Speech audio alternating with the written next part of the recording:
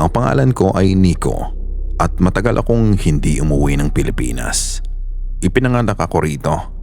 Lumaki sa init ng probinsya, sa amoy ng basang lupa tuwing umuulan, sa ingay ng tricycle at tilaok ng manok tuwing madaling araw. Pero habang tumatanda ako, unti-unti akong napalayo. Nag-aral sa ibang bansa, nagtrabaho, bumuo ng ibang buhay. At sa paglipas ng mga taon, naging alaala na lang ang Pilipinas. Hanggang sa isang araw, nagpasya akong bumalik. Dito sa probinsya ng Laguna, ang probinsya ng pamilya ko. Sa farm ng tito ko. At sa tulay na hindi ko alam, may iniwan pala akong bahagi ng sarili ko. Habang nasa sasakyan kami ng pamilya ko, binabaybay namin ang mahahabang kalsada papunta sa bayan ng tito ko sa Laguna. Pakiramdam ko ay bumabalik ako sa pagkabata. Naroon pa rin ang mga palayan, ang mga puno ng niyog na tila walang katapusan, ang hangin na may halong amoy ng damo at tubig tabang. Pero bago kami makarating sa farm, may isang tulay. Mahaba, mataas, nakabitin sa ibabaw ng bangin kung saan dumadaloy ang isang ilog. Pag-akyat pa lang ng gulong ng sasakyan sa sementadong bahagi nito, may kung anong bumigat sa dibdib ko. Hindi ko maintindihan, pero parang may nakalimutan ako. Parang may nangyari na dito dati. Alam mo ba, sabi ng tatay ko habang nakatingin sa daan, kilala tong tulay dito sa Laguna dahil sa White Lady. Napalingon ako sa labas. Madilim ang bangin. Halos hindi mo makita ang ilog sa ibaba.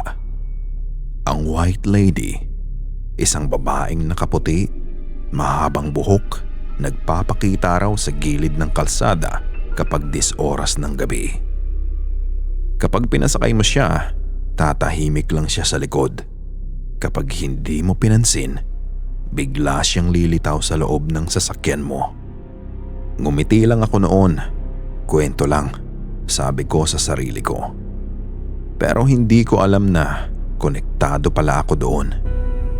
Pagdating namin sa farm ng tito ko, sinalubong kami ng amoy ng lupa at mga manok. Malaki na ang negosyo niya ngayon, pero ramdam pa rin ang pagiging probinsya.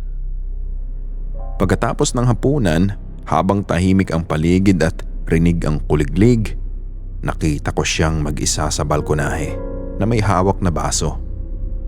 Lumapit ako sa kanya at tinanong ko, "Tito, may naaalala ka ba tungkol sa tulay?" Tumigil siya sa pag-inom. Tumingin sa akin ng matagal at sinabing, "Bata ka pa noon," sabi niya. "Siguro hindi mo na maalala." At sa sandaling iyon, parang may pumutok sa isip ko. 6 na taong gulang pa lang ako noon. Mahilig sa adventure, makulit, walang takot sa dilim, o akala ko lang. Isang gabi, may kailangang kuning delivery ng feed sa kabilang bayan. "Gusto mo sumama?" tanong ng tito ko. At bilang bata, siyempre, oo agad ako. Sumakay kami ni tito sa luma niyang SUV. Ako sa likod at siya naman ang sa harap. Kapansin-pansing tahimik ang kalsada ng Laguna kapag 11:11 ng gabi. Wala kasing street lights sa karamihan ng bahagi nito. Tanging buwan lang at mga bituin ang nagbibigay ng liwanag sa daan. Sa unang tawid namin sa tulay, wala naman akong napansing kakaiba. Maliwanag pa nga noon, bagong gawa ang tulay at may mga ilaw pa. Pero sa pagbabalik namin, iba na. Patay na ang lahat ng ilaw. Madilim ang tulay. At hindi ko na rin makita ang dulo. Bumagal ang takbo ng sasakyan. "Humiga ka muna dyan, Nico," sabi ng tito ko. May kakaiba sa boses niya. Hindi ko pa maintindihan noon, pero ngayon alam ko na. Takot yon. "Isara mo ang mga mata mo. Kahit ano ang marinig mo, huwag mong bubuksan." Humiga ako sa likod ng sasakyan. at isinara ko ang mga mata ko kagaya ng sinabi ni Tito. At narinig ko siyang kumanta, isang lumang awiting bayan. Kinakanta niya yun minsan noon para patulugin kami matapos silang mag-away ni Tita. Maganda ang boses ni Tito, pero ngayon nanginginig. Habang nasa gitna kami ng tulay, may naramdaman ako na parang may umupo sa tabi ko. Hindi ko siya nakikita, pero ramdam ko ang paggalaw ng upuan. Ramdam ko ang bigat. Biglang lumamig ang loob ng sasakyan. Hindi ito simpleng lamig lang. Yung lamig na tipong parang may kasamang lungkot. At narinig ko ang tunog. Crack, crack, crack. Parang may binabaling buto. At parang may pinipilipit na leeg. Ang lapit ng tunog. Sobrang lapit. Niyakap ko ang sarili ko dahil sa takot na nararamdaman ko. Pero hindi sapat yun. At may nadaanan kaming lubak. Napadulas ako papunta sa gilid. Mas lumapit sa kanya. At doon ko naramdaman ang basang tela na dumikit sa paa ko. Ang amoy ng ilog. Amoy ng lumang tubig. Hindi ko napigilan ang sarili ko. Kaya sinubukan kong buksan ang mga mata ko. Kahit isang segundo lang. Sa loob ng isang segundong yon, puting damit, mahabang buhok, maitim na maitim. Basang-basang tila bagong ahon sa tubig. Yun ang nakita ko. Kaya mabilis kong ipinikit ulit ang mga mata ko.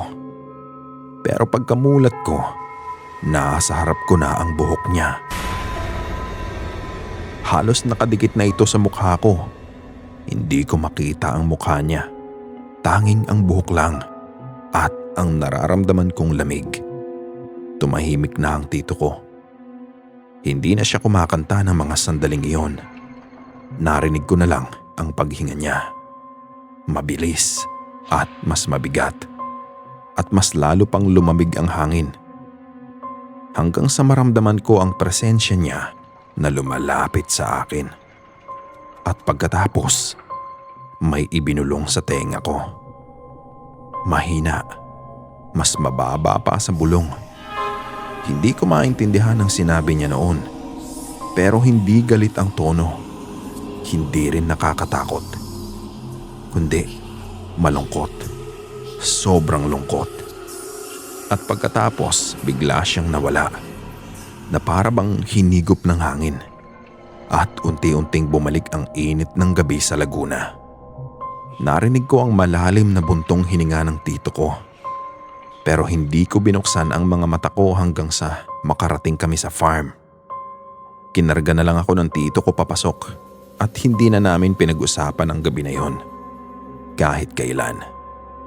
Taon din ang lumipas at lumaki na ako. Nakalimutan ko na ang lahat. O akala ko nakalimutan ko.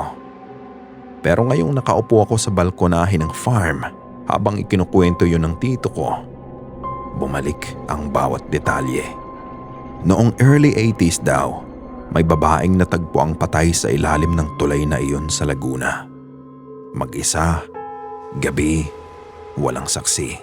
Sabi nila, naghihintay lang daw siya ng masasakyan pa uwi. May ilan na nagsasabing pinatay siya. May ilan din na nagsasabing siya ay nahulog sa tulay. Walang nakakaalam kung ano ang tunay na nangyari. Pero mula noon, may babaeng nakaputi na daw ang nagpapakita doon. At doon ko naalala, akala ko noon wala akong naiintindihan sa bulong niya. Akala ko tunog lang yun ng hangin. Ngunit hindi. May sinabi siya. 2 salita lang. Malinaw na ngayon sa isip ko. Maraming salamat. Hindi niya kami sinaktan. Hindi niya kami tinakot para manakit.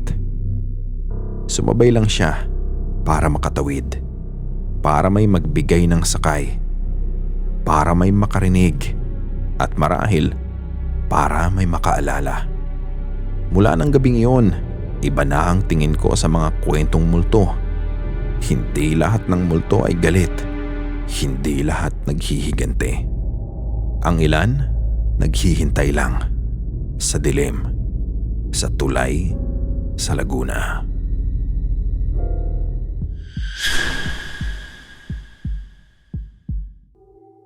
Noong kolehiyo ang mama ko, nag-aral siya ng nursing sa isang napakatandang paaralan. Hindi kalayuan sa lungsod kung saan ako ipinanganak. Sa loob siya ng campus nakatira. Pero hindi yun basta ordinaryong dormitoryo. Ang gusaling yun, dati palang infirmary noong panahon ng World War II. Daang-daang sundalo ang dinala doon. Marami ang mga hindi nakalabas ng buhay. 4 silang magkaka-roommate sa isang silid na halos kalahati lang ang laki ng karaniwang dorm sa Amerika. Masikip, mainit, luma ang kisame, luma ang sahig. At sabi ng mga nakatira doon, hindi lang sila ang naninirahan sa gusaling yun. Dahil tuwing gabi, may naririnig silang mga yabag. May hinang katok, mga tunog na parang may gumagalaw sa pasilyo. At kung minsan, tila may mga bulong. May mga tsismis din na bago naging dormitoryo ang gusali, ginawa muna itong pansamantalang ampunan. At doon daw, may mga batang namatay. May mga nagsasabi rin na kung ididikit mo ang tenga mo sa pader at makikinig ng mabuti, maririnig mo ang mahinang halakhakan ng mga bata. Hindi raw galit, hindi raw masama, pero hindi rin dapat naroon. Isang umaga, paggising nila, meron silang napansing kakaiba. May mga bakas ng paa sa dingding at sa kisame, maliit, kasing laki ng paa ng bata. Isa sa mga roommate ng mama ko ang lumipat kinabukasan dahil doon. Isang gabi rin, may kaibigan ng mama ko na gabing-gabi nang umuwi mula sa pag-aaral. Tahimik ang pasilyo ng mga oras na yon, mahina ang ilaw at mahaba ang anino. Habang dumadaan siya sa isang bakanting silid, ang dating triage area noong panahon ng digmaan, may nakita siya sa loob. May mga lumang kama pa roon at kinakalawang ang mga ito dahil sa kalumaan. At sa ibabaw ng mga kama, may mga lalaking nakahiga. Bandado ang katawan at dugyot ang uniforme. Yung tipong parang mga sundalong Amerikano noong ikalawang digmaang pangdaigdig. Kaya napatigil siya. Nanlamig ang kanyang buong katawan. At pagkatapos, isa sa mga sundalo ang biglang umupo. Dahang-dahang lumingon sa kanya. Sa sobrang takot niya, tumakbo siya pauwi sa dorm. At nang balikan ng ilan sa kanila ang sinasabi niyang silid, wala naman silang nakitang mga sundalo sa ibabaw ng mga kama. Hindi naniniwala ang mama ko noon sa mga kwentong yan dahil praktikal siya, kumbaga makatotohanan. At hindi siya basta-basta nagpapadala sa mga kwento. Hanggang sa isang madaling araw, maaga siyang nagising para maunang makaligo sa communal bathroom. Dahil alanganing oras, tahimik ang buong gusali. Gawa ng karamihan ay natutulog pa ng mga oras na yon. O baka natatakot lang lumabas ng mag-isa. Habang pabalik siya sa kwarto niya, may narinig siya. Mga bulong. Mahihinang bulong. Dahil doon napahinto siya at lumingon. Nakita niya sa dulo ng pasilyo sa pagitan ng liwanag at dilim, may nakatayong babae. At ito ay nakabihis madre. At hindi yun maaaring mangyari dahil walang madre sa campus. At ang pinakamalapit na simbahan ay ilang milya pa ang layo. Kumalma lang ang mama ko. Lumakad siya palayo. Pagliko niya sa isa pang pasilyo, nakita niya muli ang madre sa gilid ng mga mata niya. At ito ay mas malapit na tila ba sumusunod sa kanya. Pagharap niyang muli, nasa dulo na naman ito na parang hindi gumagalaw. Parang matagal na itong nakatayo doon. Mabilis niyang inaabot ang susi ng kwarto at nang buksan niya ang pinto, lumingas siya sa kaliwa. Wala na ang madre. Dahil doon napahinga ng maluwag ang mama ko. Pero habang iniikot niya ang doorknob, may naramdaman siyang kakaibang lamig sa kanan niya. Kaya dahan-dahan siyang lumingon. At paglingon niya, naroon na naman ang madre. At ito ay lubhang mas malapit sa kanya.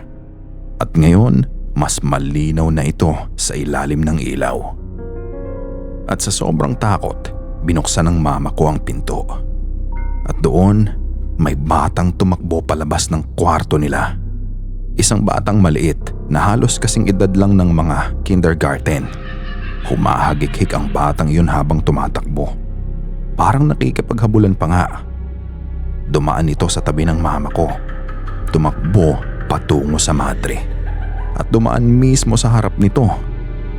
Pagkalipas ng ilang segundo, ang madre ay dahan-dahang lumingon at sumunod sa bata. At pareho silang naglaho sa isa pang silid. Kinabukasan, nagtanong-tanong ang mama ko sa mga kasama niya. At doon niya nalaman ang mas mabigat na katotohanan.